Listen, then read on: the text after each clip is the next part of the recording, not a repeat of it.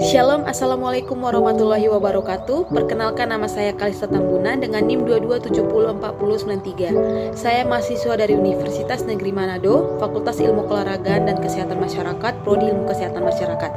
Di sini saya akan menjelaskan tentang penyakit diare. Diare adalah buang air besar dengan konsistensi lembek atau cair. Bahkan dapat berupa air saja dengan frekuensi lebih sering dan biasanya atau 3 kali atau lebih dalam satu hari, yang dapat disebabkan oleh transportasi air dan elektrolit yang abnormal dalam usus. Diare juga didefinisikan sebagai inflamasi pada membran mukosa lambung dan usus halus yang ditandai dengan diare, muntah-muntah yang berakibat kehilangan cairan, dan elektrolit yang menimbulkan dehidrasi dan gangguan keseimbangan elektrolit.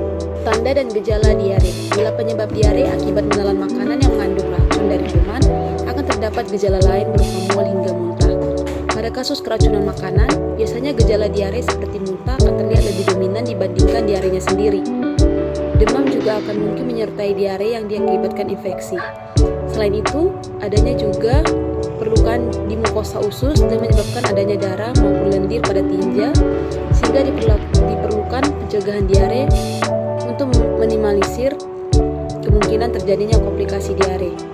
Nyeri perut hingga kram perut dapat terjadi pada diare yang terjadi akibat pencegahan gerakan usus maupun yang melukai mukosa usus. Epidemiologi penyakit diare.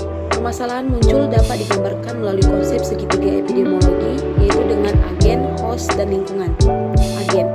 Agen itu penyebab diare dapat berupa bakteri maupun virus. Diare dapat disebabkan oleh beberapa hal seperti enterpatogen bakteri, enterpatogen parasit, dan enterpatogen virus. Yang kedua ada host. Host merupakan manusia yang rentan terhadap infeksi virus atau bakteri penyebab diare.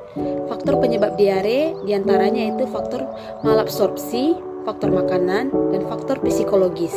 Yang ketiga lingkungan. Lingkungan merupakan keadaan tempat tinggal atau lingkungan sekitar manusia yang dapat mempengaruhi kejadian diare.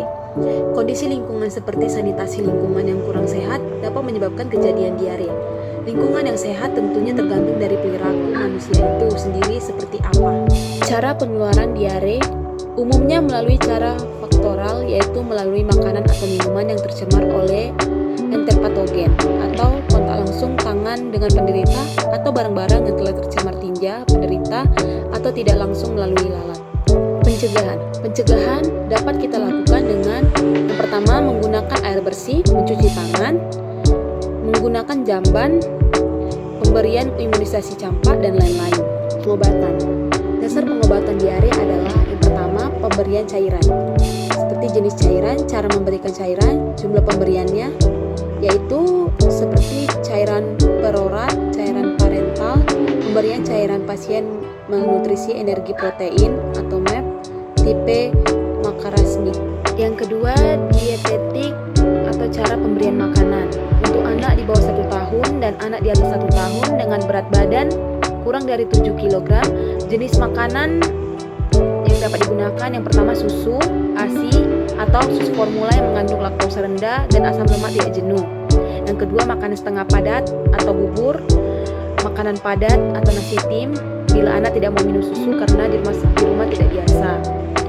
Yang ketiga, susu khusus yang disesuaikan dengan kelainan yang ditemukan, misalnya susu yang tidak mengandung laktosa atau asam lemak. Yang ketiga, dapat dilakukan dengan obat-obatan. Prinsip pengobatan diare ialah menggantikan cairan yang hilang melalui tinja dengan atau tanpa muntah dengan cairan yang mengandung elektrolit dan glukosa atau karbohidrat lain seperti gula, air tajin, tepung beras, dan sebagainya. Yang keempat, terapi farmakologi.